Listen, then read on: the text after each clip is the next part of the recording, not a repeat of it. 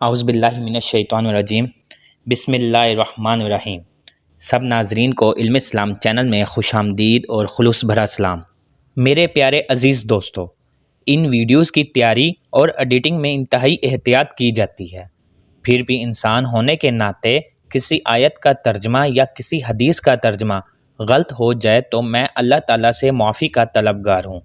ناظرین سے گزارش ہے کہ اگر کوئی غلطی سامنے آئے تو کمنٹس میں مطلع فرمائیں۔ سورۃ فرقان مکی صورت ہے۔ اس میں 6 رکوع 77 آیات ہیں۔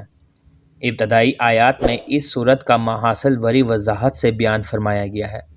اس صورت مبارکہ کا بنیادی موضوع قرآن، توحید اور رسالت ہے۔ اس کے بعد ہر موضوع پر مشرکین کے اعتراضات و شبہات کو مؤثر انداز میں بیان فرمایا ہے اور پھر ان کے جوابات دیے، ان کے شکوک و شبہات کا ازالہ کیا۔ اس صورت مبارکہ میں اللہ تعالیٰ کی صفات کاملہ اور کفار کے لعینی اعتراضات کا ذکر ہوا، پھر ان کے جوابات ارشاد فرمائے۔ اگلے رکوع میں اللہ تعالیٰ کی قدرت کاملہ کا بیان ہوا، جنت کی خصوصیات بیان ہوئیں، روز قیامت کا ذکر ہوا، جہنم کے متعلق گفتگو ہوئی، روز قیامت کے حوالے سے کفار کے وہم کا ازالہ کیا گیا۔ سورۃ فرقان میں سابقہ انبیاء کا ذکر ہوا، ان کی قوموں نے اپنے انبیاء کے ساتھ جو سلوک کیا اس کا بھی ذکر ہوا۔ اس سورۃ مبارکہ کے آخری رکوع میں بندہ مومن کی صفات حمیدہ کا ذکر ہوا کہ اللہ کے بندے وہ ہیں جو راتوں کو سجدہ کرتے ہیں، زمین پر عاجزی سے چلتے ہیں، اللہ کے علاوہ کسی کو شریک نہیں ٹھہراتے۔ دیگر ضمنی امور کے ساتھ ساتھ بنیادی مرکزی خیال یہی چیزیں ہیں جو اوپر بیان ہوئی۔ اس سورۃ مبارکہ کا آغاز پر جلال انداز میں ہوا اور سب سے پہلے قرآن حکیم کی عظمت بیان ہوئی۔ اس کے ساتھ ہی اللہ تعالیٰ کی توحید کا ذکر ہوا کہ اللہ تعالیٰ وہ ہے جو زمین و آسمان کا مالک ہے اور اس کا کوئی شریک نہیں۔ شرک کی مذمت بیان کرتے ہوئے ارشاد فرمایا کہ ایسے لوگ خسارے میں ہوں گے جنہوں نے اللہ کے علاوہ کوئی اور معبود بنا رکھے ہیں جو نفع و نقصان کے مالک نہیں۔ کفار کے اعتراض کا ذکر کرتے ہوئے ارشاد فرمایا کہ کفار قرآن پر اعتراض کرتے ہیں کہ یہ قرآن نہیں ہے بلکہ محض پرانے زمانے کے قصے کہانیاں ہیں۔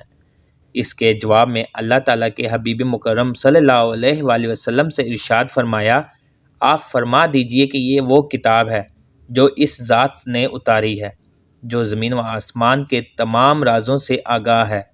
آیت نمبر 7 میں کفار مکہ کے اعتراض کا ذکر کیا کہ یہ کیسا رسول ہے جو ہماری طرح کھاتا پیتا ہے اور ہماری طرح بازاروں میں چلتا ہے۔ اگر یہ نبی ہوتا تو اس کی طرف کوئی خزانہ اتارا جاتا یا کوئی باغ ہوتا جس میں سے یہ کھایا کرتا۔ اس کے جواب میں ارشاد فرمایا کہ یہ لوگ کیسی فضول مثالیں آپ کے متعلق بیان کرتے ہیں اور ایسی بے ادبی کے باعث یہ گمراہ ہیں۔ ناظرین، گزشتہ آیات میں کفار مکہ کے اس اعتراض کے جواب میں کہ اگر یہ نبی ہوتے تو ان کے پاس کوئی باغات ہوتے، اس کا جواب ارشاد فرماتے ہوئے آیت نمبر 10 نازل فرمائی کہ اگر اللہ چاہے تو آپ کے لیے اس سے بہتر باغات عطا فرما دے جس میں ہر وقت نہریں بہتی ہوں اور آپ کے لیے بڑے بڑے محلات بنا دیں۔ اگر یہ سب بنا بھی دیا جائے تب بھی یہ لوگ آپ کو جھٹلائیں گے۔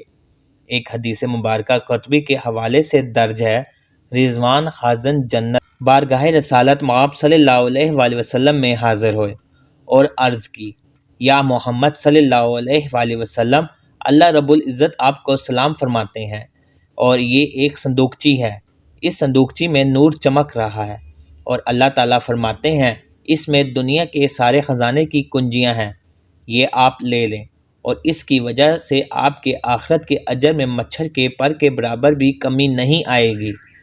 حضور اکرم صلی اللہ علیہ وآلہ وسلم نے حضرت جبرائیل علیہ السلام کی طرف دیکھا، گویا کہ آپ ان کی رائے پوچھ رہے ہوں۔ جبرائیل امین نے اپنا ہاتھ زمین پر مارا، یہ اشارہ کرنے کے لیے آپ تواضع اختیار فرمائیں۔ حضور صلی اللہ علیہ وآلہ وسلم نے جواب میں ارشاد فرمایا، اے رضوان، مجھے ان چیزوں کی ضرورت نہیں، مجھے فکر زیادہ پسند ہے اور مجھے یہ چیز زیادہ پسند ہے کہ میں اللہ تعالیٰ کا صابر اور شکر گزار بندہ بنوں۔ حضرت سیدہ عائشہ صدیقہ رضی اللہ تعالیٰ عنہ سے مروی ہے کہ حضور اکرم صلی اللہ علیہ وآلہ وسلم نے ارشاد فرمایا کہ میرے سامنے میرے رب نے یہ چیز پیش کی کہ میرے لیے مکہ کے پہاڑوں کو سونا بنا دیں۔ میں نے عرض کی، نہیں میرے مولا، میں تو یہ چاہتا ہوں کہ ایک دن سیر ہو کر کھاؤں اور تیرا شکر ادا کروں، اور ایک دن بھوکا رہوں اور صبر کروں۔ آیت نمبر 11 میں روز قیامت کا ذکر کرتے ہوئے ارشاد فرمایا کہ کفار مکہ تو روز قیامت کو بھی جھٹلاتے ہیں۔ ان کو پتہ چلے گا جب یہ آگ کے چنگال دور سے سنیں گے، پھر کفار مکہ کو زنجیروں میں جکڑ کر اس آگ میں پھینکا جائے گا۔ وہ موت مانگیں گے لیکن ان کو موت نہیں آئے گی۔ جب انہیں زنجیر و سلاسل میں جکڑ کر بھڑکتے ہوئے غور غصے میں کھولتے ہوئے دوزخ میں پھینکا جائے گا تو ہر ایک کہے گا، ہائے میں تباہ و برباد ہو گیا، ہلاک ہو گیا۔ قیامت کے دن اللہ تعالیٰ سب کو اکٹھا کرے گا اور ان بتوں سے پوچھے گا کہ کیا تم نے میرے بندوں کو گمراہ کیا یا یہ خود اسی طرح ہی گمراہ ہو گئے؟ بت عرض کریں گے کہ یا اللہ، ہماری کیا مجال تھی کہ ہم ان کو گمراہ کرتے، انہوں نے خود ہی آپ کے ذکر کو بھلا دیا۔ حضرت ابن عباس رضی اللہ تعالیٰ عنہ فرماتے ہیں کہ جب کفار مکہ میں سرکار دو عالم صلی اللہ علیہ وآلہ وسلم پر یہ اعتراض کیا کہ آپ ہماری طرح ہیں اور ہماری طرح بازاروں میں چلتے ہیں، کھانا کھاتے ہیں، تو یہ اعتراض سن کر آقائے دو عالم صلی اللہ علیہ وآلہ وسلم کی طبیعت گراں ہوئی، جس پر یہ آیت نمبر 20 نازل ہوئی کہ کفار یہ خواہش کرتے ہیں کہ ان پر فرشتے کیوں نہیں اتارے جاتے۔ یاد رکھو، جس دن فرشتے ان پر اتریں گے تو وہ ان کے لیے خوشی کا دن نہیں ہوگا بلکہ وہ ان کے لیے بہت دکھ کا دن ہوگا۔ فرشتے ان کو کہیں گے کہ تمہارے لیے جنت میں داخلہ قطعاً ممنوع ہے، اصحاب الجنہ کے لیے تو اچھا دن ہوگا، تاہم کفار کے لیے بہت برا دن ہوگا۔ آیت نمبر 25 میں قیامت کا اولناک منظر بتایا جا رہا ہے۔ قیامت کے دن آسمان پھٹ جائے گا اور فرشتے اتارے جائیں گے۔ آیت نمبر 31 میں آقائے دو عالم صلی اللہ علیہ وآلہ وسلم کی دل جوئی کرتے ہوئے ارشاد فرمایا کہ اے میرے نبی صلی اللہ علیہ وآلہ وسلم، یہ ہمیشہ سے چلا آ رہا ہے کہ مجرم انبیاء کرام کی دشمنی اور عداوت میں لگے رہتے ہیں۔ آپ مت گھبرائیے، اور یہ جو آپ پر اعتراض کرنے والے ہیں، قیامت کے دن ان کا حال یہ ہوگا کہ ان کو اوندے منہ جہنم کی طرف دھکیلا جائے گا، اور بے شک جہنم ان کے لیے بہت بڑا ٹھکانہ ہے۔ آیت نمبر 35 اور رکوع نمبر 2 سے سابقہ انبیاء کرام کا تذکرہ ہوا۔ سب سے پہلے حضرت موسیٰ علیہ السلام کا ذکر ہوا۔ آیت نمبر 37 میں حضرت نوح علیہ السلام کی قوم کا ذکر ہوا۔ آیت نمبر 38 میں قوم عاد اور قوم سمود اور اصحاب الرس کا ذکر ہوا۔ اصحاب الرس نے اپنے نبی کو کسی پرانے کنویں میں پھینک دیا تھا اور ان پر عذاب نازل ہوا۔ انبیاء سابقہ کی مثالیں دینے کے بعد کفار مکہ کو متنبہ کرتے ہوئے ارشاد فرمایا کہ تم اپنی تجارت کے سلسلے میں دنیا کے طول و عرض میں پھرتے ہو، ہماری قدرت کی نشانیاں جگہ جگہ موجود ہیں۔ آیت نمبر 41 میں کفار مکہ کے استہزائیہ رویے کا تذکرہ کیا ہے، اور اس رکوع کی آخری آیت میں ارشاد فرمایا ہے کہ یہ لوگ جو آپ کا مذاق اڑاتے ہیں جانوروں کی طرح ہیں، بلکہ ان سے بھی برتر ہیں۔ پارہ نمبر 19 کے رکوع نمبر 3 اور سورۃ فرقان کی آیت نمبر 45 میں اللہ تعالیٰ نے اپنی قدرت کاملہ کے کرشموں کو ایک مرتبہ پھر بیان فرمایا۔ ان آیات میں آفتاب کے طلوع غروب کے نظام کو بیان کیا گیا، کس طرح سورج طلوع ہوتا ہے، پھر اس کا سایہ بڑھتا ہے، پھر سایہ آہستہ آہستہ سمٹ جاتا ہے۔ پھر اپنے احسان عظیم کا ذکر فرمایا کہ ہم نے تمہارے لیے رات کو سکون اور راحت کا سبب بنا دیا۔ آیت نمبر 48 میں اللہ کریم نے اپنی قدرت کاملہ احسان عظیم کا ذکر فرمایا کہ وہ اللہ ہی ہے جو ہوائیں چلاتا ہے اور آسمان سے تازہ پانی بارش کی صورت میں نازل کرتا ہے۔ پھر بارش مختلف علاقوں میں مختلف اوقات میں نازل ہوتی ہے۔ جس طرح ظاہری قحط سالی کو ہم رحمت کا می برسا کر دور کر دیتے ہیں اور جہاں خاک اڑ رہی ہوتی ہے وہاں چند دنوں کے بعد شاداب کھیت پھیلے ہوئے نظر آنے لگتے ہیں، اسی طرح روحانی خشک سالی کے بعد رسالت کا ابر رحمت بھیجتے ہیں، جو برستا ہے تو گلشن انسانیت پر بہار آ جاتی ہے۔ اس تفصیل کے بعد کفار مکہ کو سمجھانے کی کوشش کی گئی کہ جس طرح آسمان سے نازل ہونے والی بارش کھیتوں کو سیراب کر دیتی ہے، اسی طرح اللہ کا نبی رحمت بن کر آتا ہے جو دلوں کے ویران کھیتوں کو سرسبز شاداب کر دیتا ہے۔ آیت نمبر 54 میں اللہ کریم نے ایک احسان عظیم کا تذکرہ فرمایا۔ گزشتہ آیات میں انعامات اور احسانات کا تذکرہ ہوا، جبکہ اس آیت طیبہ میں ایک الگ انداز میں اپنی قدرت کاملہ کا ذکر فرمایا کہ بے شک وہی اللہ ہے جس نے انسان کو پانی کی بوند سے پیدا فرمایا، پھر اس کو خاندان عطا فرمائے۔ اس کی تفصیل میں صاحب تفسیر ضیاء القرآن لکھتے ہیں کہ اللہ نے صرف ایک صنف ہی پیدا نہیں کی بلکہ دونوں کو پیدا فرمایا۔ دونوں کے ظاہری اعضاء میں واضح اختلافات ہیں، ان کے ذہنی رجحانات اور قلبی احساسات و جذبات میں زمین و آسمان کا فرق ہے، لیکن اس کے باوجود مرد اپنی ساری قوت کے باوجود نامکمل ہے، عورت اپنی تمام لطافتوں کے باوجود ادھوری ہے۔ یہ وحدت بانجھ نہیں بلکہ کثیر تعداد میں وحدتوں کا سرچشمہ ہے۔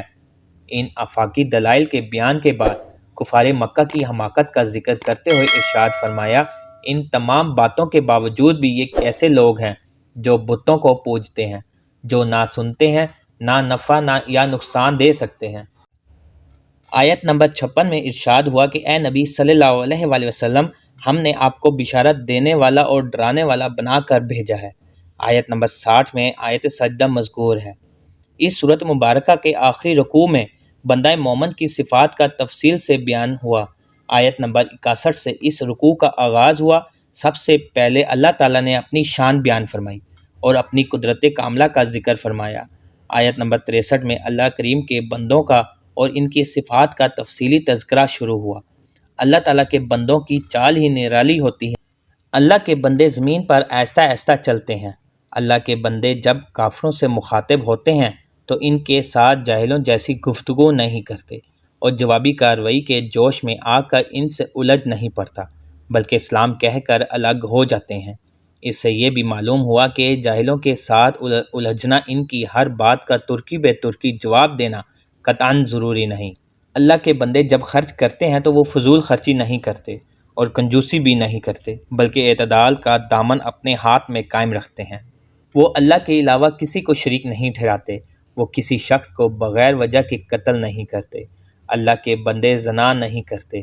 آیت نمبر 69 میں فرمایا کہ جو زنا کرے گا اس کو دوگنا عذاب دیا جائے گا۔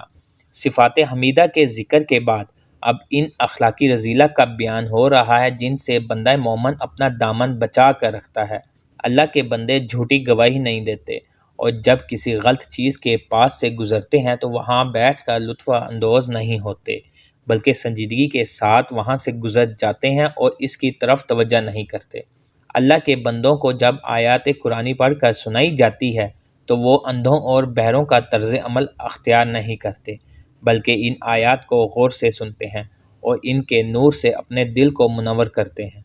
بندوں کے اوصاف حمیدہ ذکر کرنے کے بعد پھر اس دعا کا ذکر فرمایا جو اللہ کے بندے کرتے ہیں، یا اللہ ہمارے لیے اپنی بیویوں اور اولاد میں سے آنکھوں کی ٹھنڈک بنا اور ہمیں پرہیزگاروں کے لیے پیشوا بنا۔